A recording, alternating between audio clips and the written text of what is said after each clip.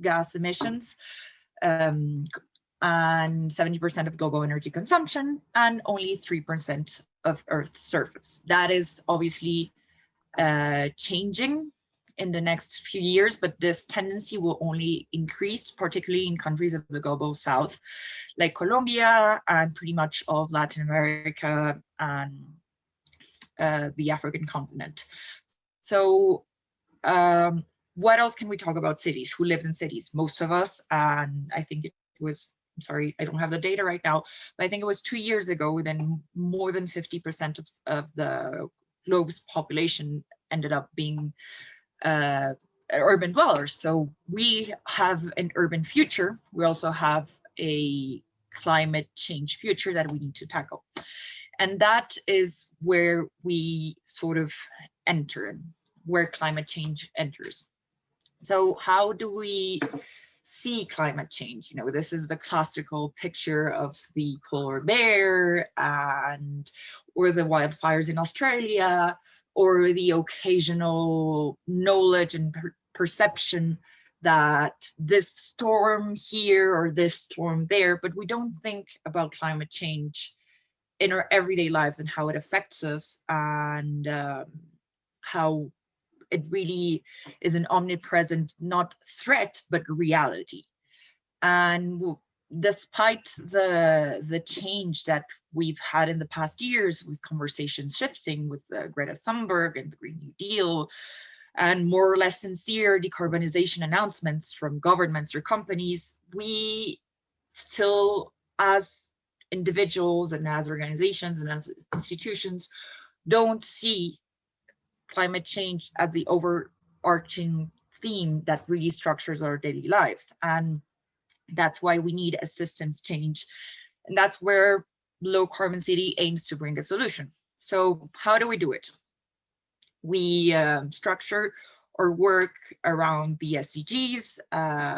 Obviously, as you know, they might be imperfect sometimes, but they are the path forward and the consensus that sort of exists, so that we can work around to improve our world and make it not only more sustainable, but really ensure life and resources for future generations. And all of the actions that we do, all of the projects that we lead, are structured around these four core topics, which are: we educate, we create solutions, we connect, and we mediate knowledge. And what does that mean concretely? We connect people, you know, in the connection with experts and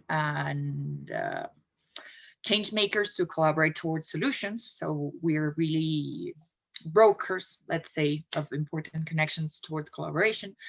We co-create and implement low-cost scalable solutions along with communities, a lot of times through our low-carbon neighborhood strategy, and also sell our services. We're a nonprofit, but that allows us to reinvest this capital in our projects to governments and private companies. And we mediate knowledge to empower people and institutions with the latest and cutting edge of climate-related knowledge from across the world, and this time towards Colombia. So for instance, you will see in some examples later on, but everything that's being discussed, for example, like last week on the media around NFTs or the carbon footprint of the internet, is something that we've been doing for the past 2 or 3 years, trying to explain, even in a middle income country like Colombia, why any sort of digital transition has to take into account this carbon footprint and the sustainability of the internet. So what have we achieved in the past 5 years? Low Carbon City was founded by 2 Colombian very young people, Juliana Gutierrez and Juan Manuel Restrepo, almost 5 years ago. It started with a group of friends and as an initiative and as a citizen movement. And then we scaled up and became an international oriented NGO. And we have since mobilized 90,000 people, held 5 low carbon city world forums in Mexico, Costa Rica, France, and obviously Colombia. And last year, obviously, it was in the Republic of the Internet.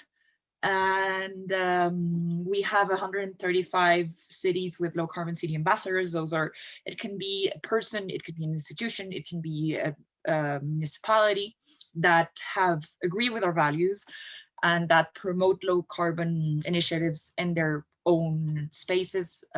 You'll see the numbers later on, but we mostly have ambassadors in Latin America, but we have them in all of the continents except Antarctica.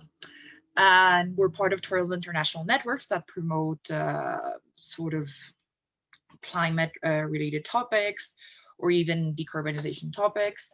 And one of the things that I'm most proud of, because I think it's really important generally for our work, but especially this year, is that we have connected people with almost 800 experts from 78 countries to really bridge the gap in climate science, knowledge, urban sustainability, mobility, regenerative development, child participation in climate change, and many more interesting and essential topics for a decarbonized future. And I think valuing science and making it available and understandable for most of people is a very important challenge and a nice one to be at.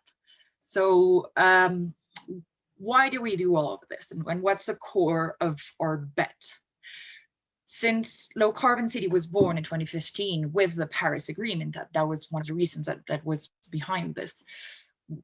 Climate change governance, despite, once again, the shifting of the conversation, and thank God we have young people mobilizing across the world, but still it's mostly negotiated, decided, and understood by a small part on top of the pyramid that imposes things and that translates climate knowledge and climate decisions, especially climate policy, to citizens down there that have less input and that are really not empowered at all on how they live climate change and what they could do about it. And what we aim to bring is really to bridge this knowledge gap and empower people and their governments and regional governments, and really work with everyone so that we can invert this pyramid.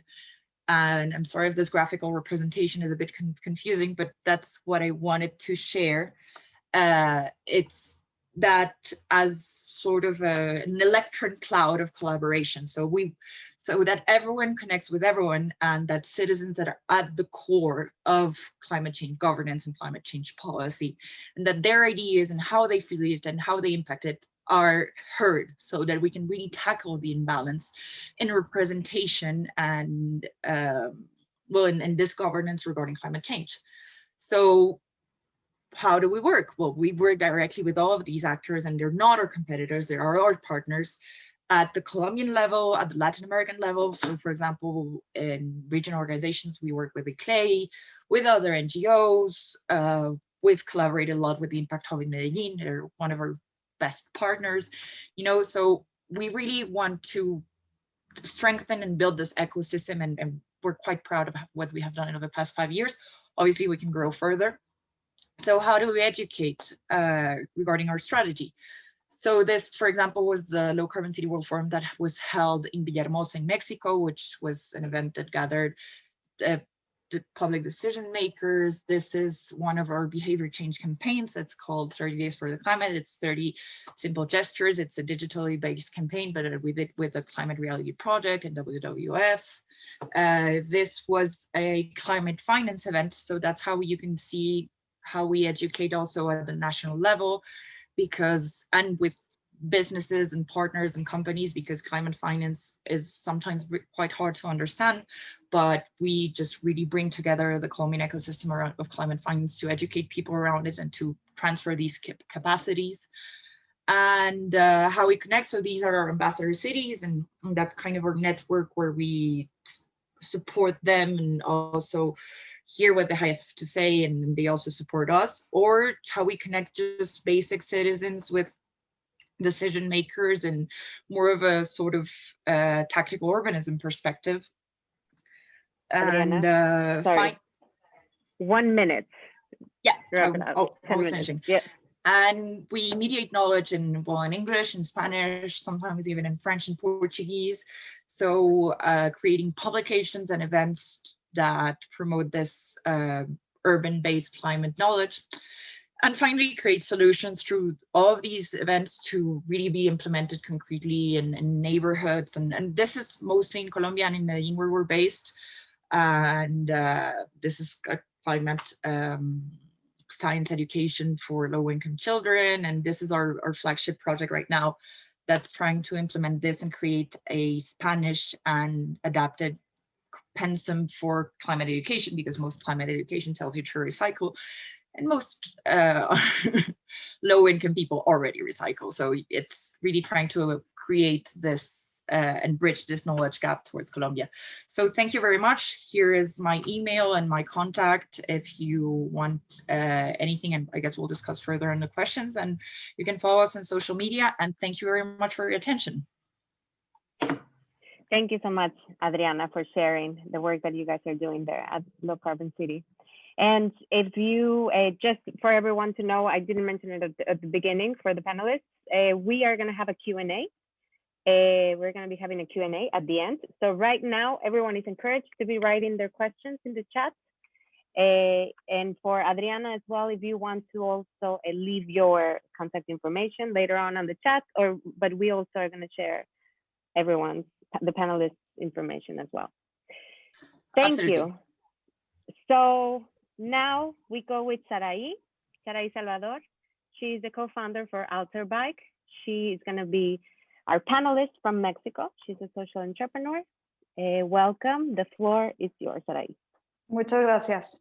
Bueno, como yo dije que iba a hablar en español, hablo mi presentación en español. Muchas gracias a los organizadores de este evento por invitarme y felicidades, Adriana, por el trabajo que están desempeñando por allá en Colombia. Me da mucho gusto estar aquí. Mi nombre es Zaraí Salvador. Yo me autodefino como emprendedora social serial. No se crean, suena muy fancy, pero sí se sufre porque estamos como, fluimos mejor, digamos, en proyectos muy creativos y precisamente donde sabemos que el impacto que podemos lograr tiene que ver con la cantidad de personas que conectemos en el momento adecuado, en las circunstancias adecuadas y con los intereses adecuados. Entonces, bueno, yo soy cofundadora de Alterbike, entre muchos otros sombreros que tengo, pero hoy vengo como cofundadora de Alterbike. Alterbike es una empresa que pretende cambiar el mundo con las bicicletas. Nos interesa democratizar la bicicleta como un medio de transporte urbano y fabricamos bicicletas desde el año 2009. Es una empresa ya adolescente o preadolescente. Fabricamos bicicletas hechas en México. Y bueno, durante 10 años tuvimos una gran variedad de modelos hasta que nos quedamos solo con esta, que es este modelo plegable del que les hablo. Y precisamente hace alrededor de 3 años comenzamos con la transformación de nuestra empresa hacia una empresa de triple impacto. Es decir, nos interesa y es igual de importante el retorno económico que el social y el medioambiental que tiene nuestra empresa. En este sentido, nosotros decidimos trabajar con personas egresadas de prisión para poderles dar el oficio de mecánicos y poderlos integrar en nuestra plantilla laboral, ¿no? O como empleados a los que podíamos y a los que no, por el tamaño de nuestra empresa, que es pequeño, pues los canalizamos con nuestra competencia.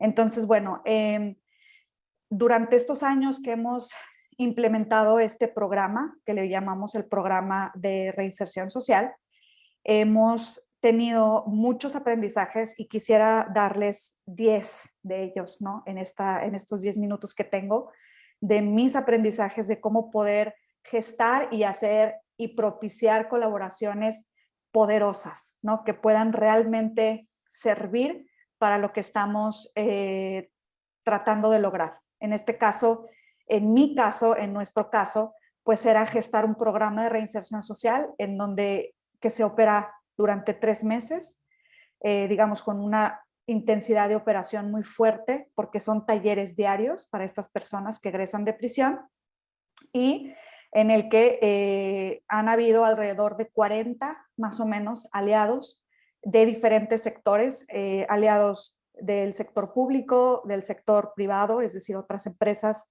del sector social, organizaciones de la sociedad civil y también del sector de la academia, ¿no? Entonces, justamente el primer punto del que quiero hablarles para propiciar colaboraciones poderosas entre diferentes actores es justamente la variedad de actores, ¿no?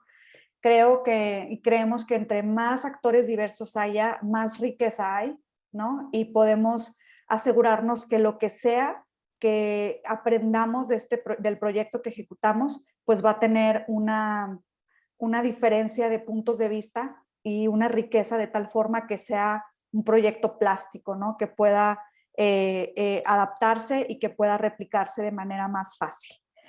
En nuestro proyecto pues estaba, como les repito, todos estos actores distintos operando a la vez durante estos 3 meses y un poquito más que dura el programa de reinserción social, operando como cada uno lo que le tocaba, ¿no? En segundo lugar, otro consejo que tengo, otro tip que les doy es que lo pongan por escrito, ¿no? No importa si son pequeñitos o si son medianos o si son grandes, no importa si saben hablar de términos legales o no, no importa si tienen un abogado o no, pónganlo por escrito con sus palabras, ¿no? No importa que sea un Google Doc, un documento muy simple, donde pongan esto es lo que yo puedo aportar, esto es lo que tú puedes aportar, lo que el tercer actor, lo que el cuarto actor puede aportar, esto es lo que vamos a hacer, o sea, pónganlo por escrito, porque en forzarse para escribir y poner en un documento los intereses y lo que quiere cada parte, pues es donde se van encontrando las sinergias o también aquellos puntos en donde hay discrepancias, en donde sabemos que tal vez no nos vamos a entender o tenemos que afinar un poco más la conversación para saber que vamos a lograr una colaboración poderosa. El tercer punto es reconocer en lo que eres bueno, en lo que tu equipo es bueno y sobre todo reconocer aquello en lo que alguien es mejor que tú, porque luego sucede que estamos en una mesa y hay alguien que hace algo similar a ti y de pronto como este ojo de competencia de tú y yo hacemos lo mismo, ¿no? Porque estamos en la misma mesa quizás, ¿no? Para propiciar colaboraciones poderosas tenemos que reconocer, ¿no? En lo que somos buenos, en lo que no somos buenos, nosotros y nuestros equipos, y también en lo que la otra parte es mejor que yo. Tal vez la otra parte tiene más experiencia en ejecutar algo en el proyecto en el que estamos queriendo colaborar. Entonces hay que tener suficiente madurez y humildad para reconocer cuando la otra parte es mejor que nosotros.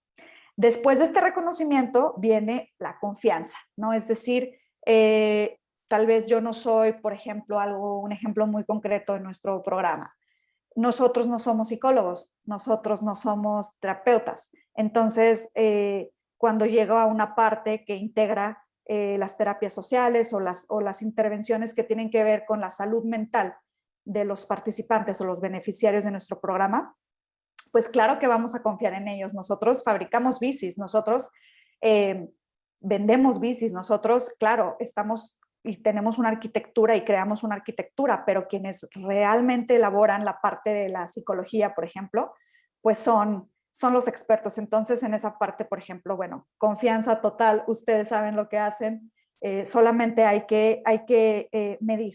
Y creo que precisamente eso me lleva a al siguiente punto que quiero sugerirles que hagan, medir justamente, ¿no? O sea, creo que desafortunadamente hay mucho bluff, hay muchas cosas, muchas personas, organizaciones que hablan mucho, pero tal vez no hay tanta acción como tantos resultados detrás. Entonces, es muy importante medir.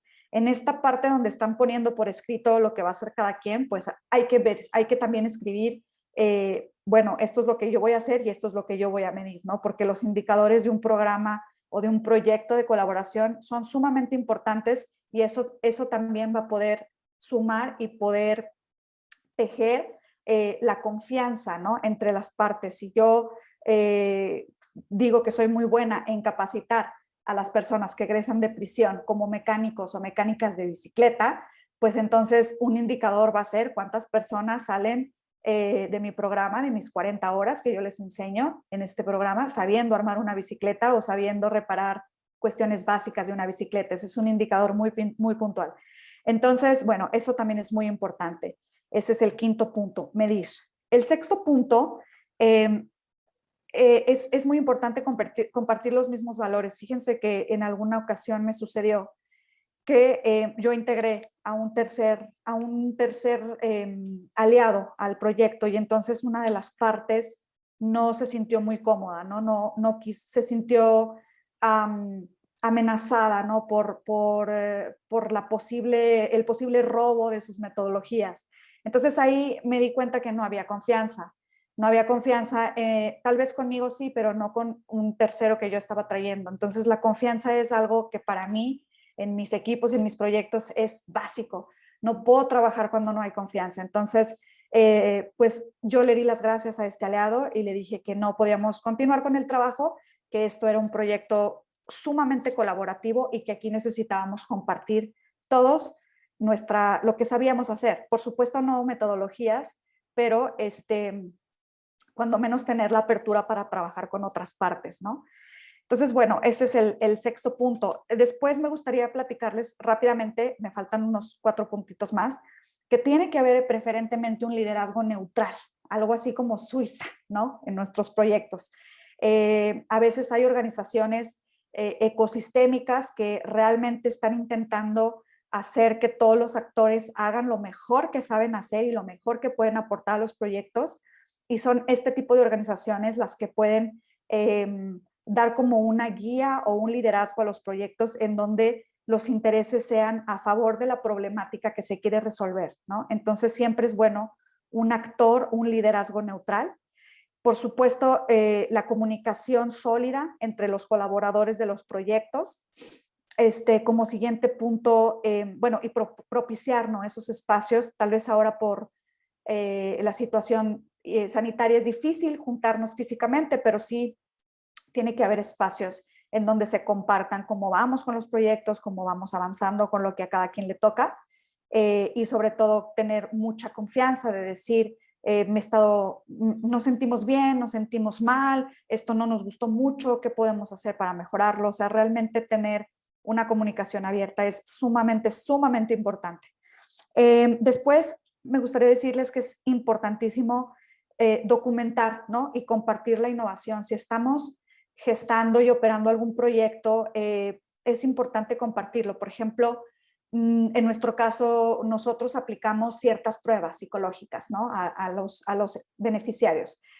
Algunas son para detectar depresión, algunas son para detectar automotivación. Entonces, bueno, estas pruebas ya en realidad existían antes, ¿no? No es que las hayamos inventado, pero lo que sí es que nosotros, por ejemplo, tenemos una carpeta que está abierta donde todo el mundo puede accesar y pueden accesar a estos instrumentos, pueden accesar a artículos de información como herramientas un poco más específicas en cuanto a la reinserción concierne, ¿cierto? Por último, ya sé que ya se me va a acabar. Sí. Gracias, Gaby. Un minuto más.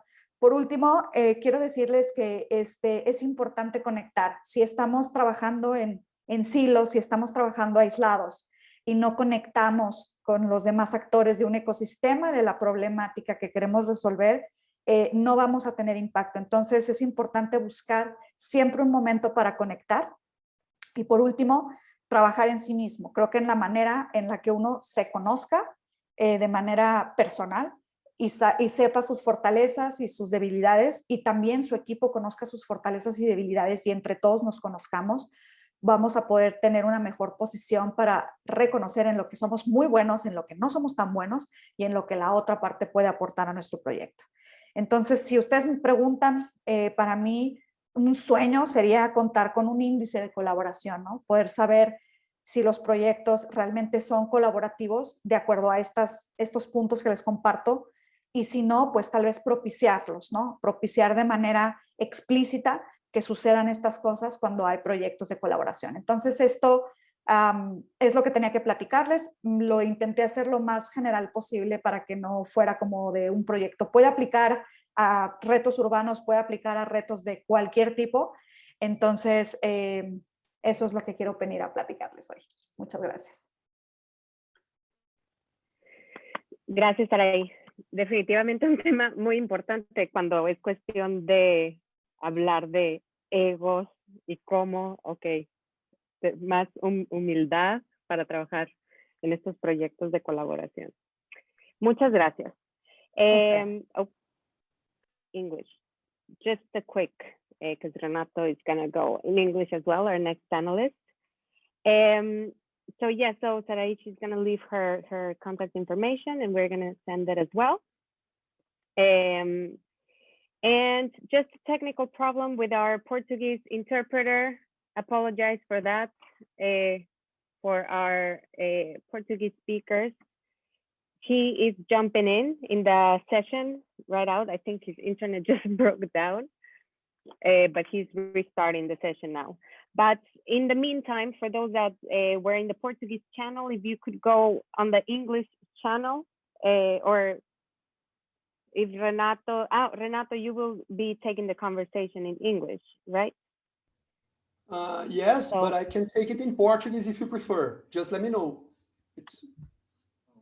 No, it will be the same. No, because if you take it,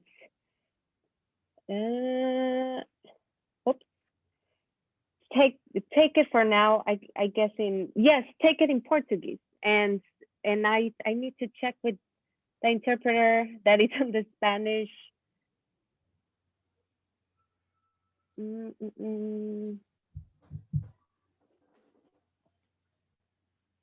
I think it would be best because the other interpreter, she's on the Spanish channel. So it would be best if you take it in English, and our interpreter in Portuguese, he's coming in a couple of minutes. Okay. Yes. So may I start? Okay. Or you know what?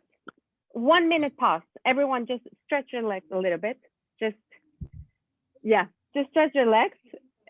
Oh, he's back. Our interpreter is back. Stretch your legs. And if you had a couple of questions, we're going to take just 1 minute. If you had a couple of questions for Zaraí or Adriana, now is the time for you to write them in the chat, because we're going to be responding 2 to 3 questions at the end. So take this minute to write your questions. And we are gonna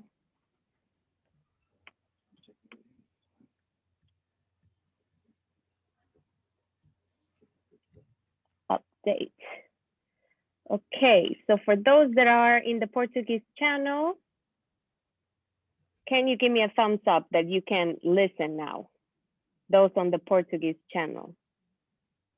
Yes, perfect. Okay, we go now. Renato, the floor is yours. If you want to share the screen, because I know you had a presentation. Yes, I'm going to start sharing my screen. Could you please confirm you see? Just a second, please. Can you please confirm you see it? Yeah. Thank you very much. So Gabriela and Daisy, thank you from Impact Hub. Thank you very much for the invitation to be here today. I would like to extend this thanking also to Oscar and to both institutions, both Impact Hub and the Swedish Institute. And I'd like to congratulate Adriana and Zaraí for a wonderful presentation. It's always good to see passionate entrepreneurs, social entrepreneurs, speaking about what they love doing. It's always inspiring. Congratulations for that. So in the upcoming minutes, what I'm going to share with you is an experience of multi-stakeholder cooperation for an international project, which is conducted by UNCTAD, United Nations Conference on Trade and Development. It's a UN agency that focuses on economic development out of the 20 largest economies of the world. And this is a project which is funded by the European Union, and it is targeted at Angolan companies. So it really has several stakeholders working with it, and we have a series of challenges to make this cooperation process work. So how was this project born? So at UNCTAD in Geneva, based in Geneva, there are several economic studies that pointed out that in Angola, there were opportunities. There were both unmet needs and underused resources. The needs would be mainly connected to the general welfare of the population in general, but there would be several companies which have the ability, the capability of exporting their goods, their products, and even services, and that would not be addressing the international market. So wanted to jump in to help these companies grow and then provide more job posts and pay more taxes and help the economy of Angola to grow. This happened in 2017. The project was structured to go from 2018 to 2020. The project is very huge. We have a 12 million euro budget. So to make that happen, a lot of money was needed. And the UNDP screened in Geneva different donors, different stakeholders, and found out that there were European Union support programs that were available to fund the initiative. So finally, we reached the Angola mission in Geneva to build a relationship at the country level with the Ministry of Commerce of the country and the Ministry of Commerce to choose 400 companies that were contemplated by the project. So this is how it was born. This happened during 10 months in 2017. From January to October, mid-October, and the project was structured to start on January 2019. So what are the goals of the project? It's still ongoing. What are the goals? To enable 400 Angolan enterprises to compete internationally, both in the regional, continental, and intercontinental levels, which is extremely challenging when we talk about African-based companies, which were born in Africa. So it is extremely challenging. And the quantitative goals are to increase by 20% per year of the project, per each one of the 4 years. Now, I will explain a bit further, but now we have a 4-year project to increase by 20% the total gross revenues of the 400 companies. Also, the export share on their revenues, they should sell more abroad. The total amount of wages paid to employees and the total taxes paid to the government. When we look to a company from the perception of the community, of the society, what really matters is how much it spends in wages and how much it spends in taxes, because that's what gives back to the country, to the city, to the state, to the province, what gives back to the country the necessary resources for the company to help, to contribute for the improvement of the life conditions of the population. So these are the target quantitative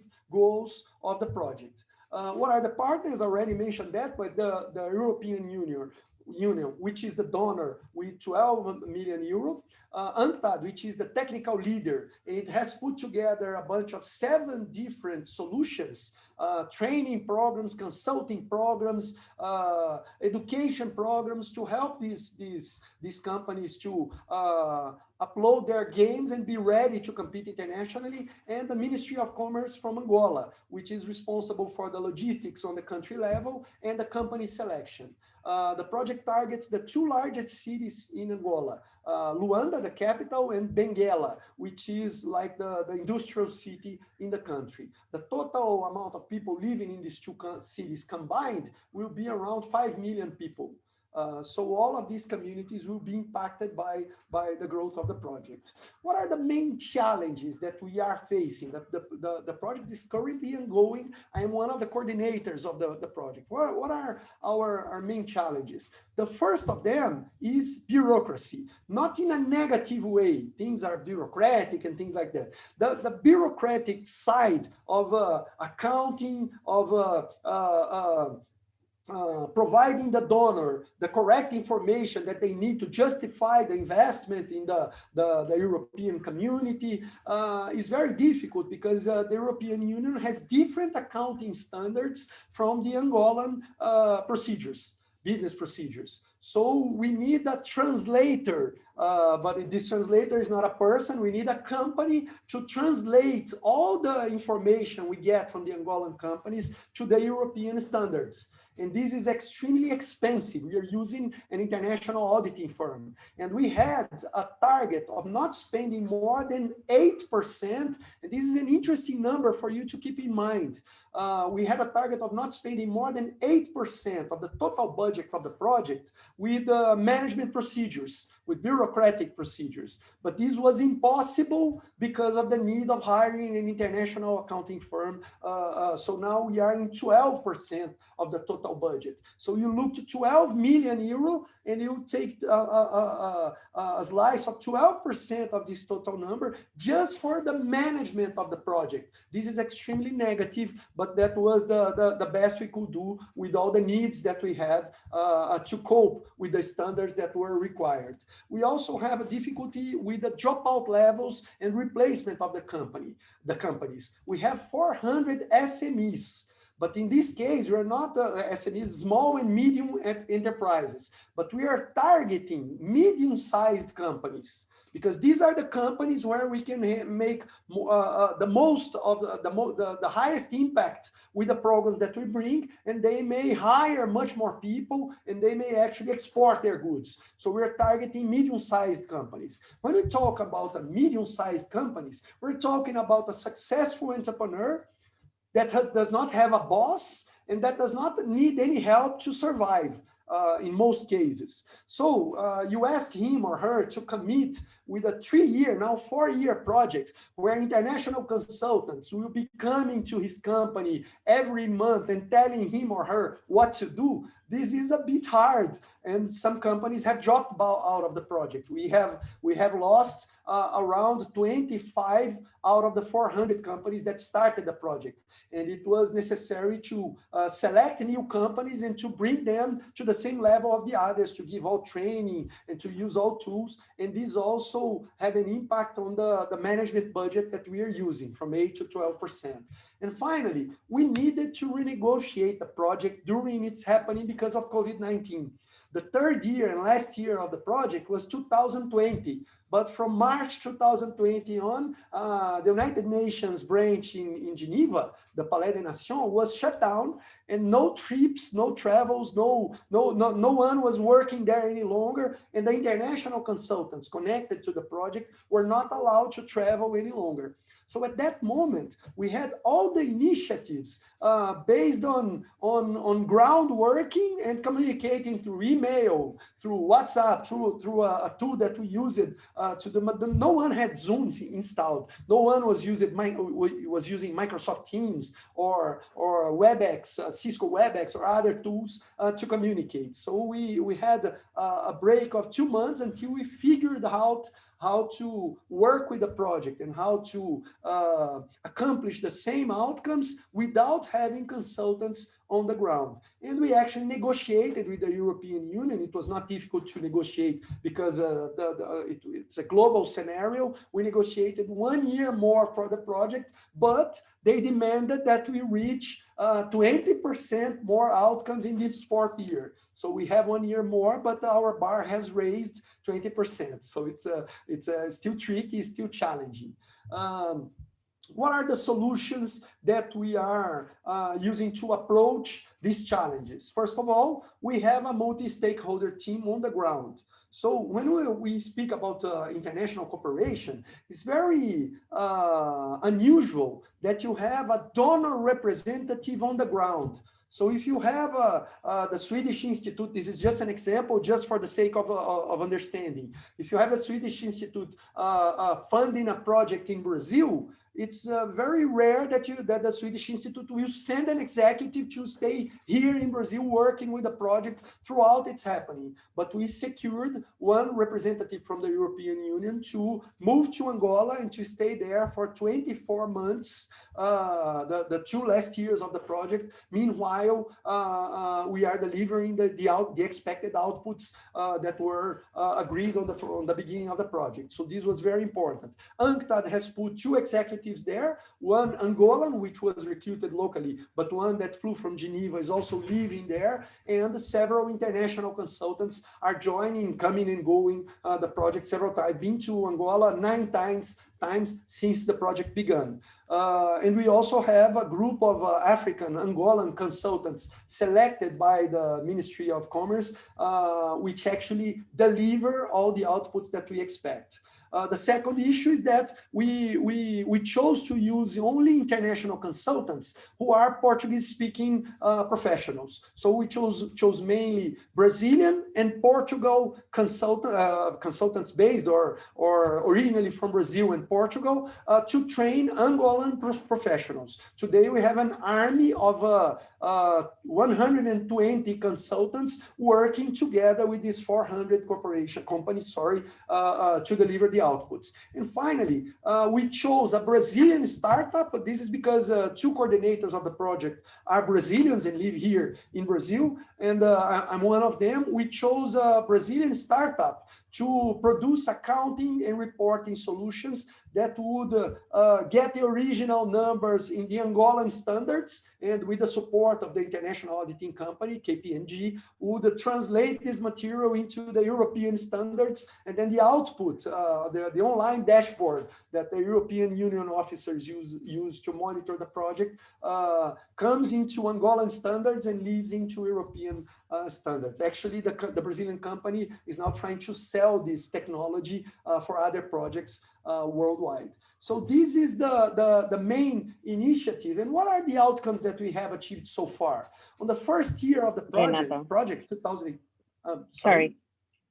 20 seconds to wrap it up. 20 seconds.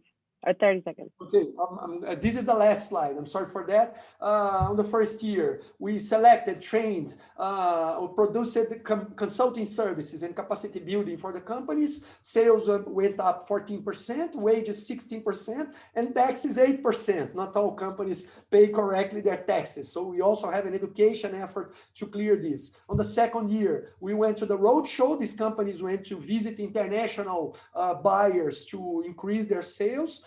Contracts and the deliveries. Sales up 36%, wages 29%, and taxes up 22%. When I mean wages, I mean the mass amount paid to different employees, not the average wage paid to each employee. And on the third and fourth year, we're seeking commercial expansion, which has been challenging the past months due to COVID-19.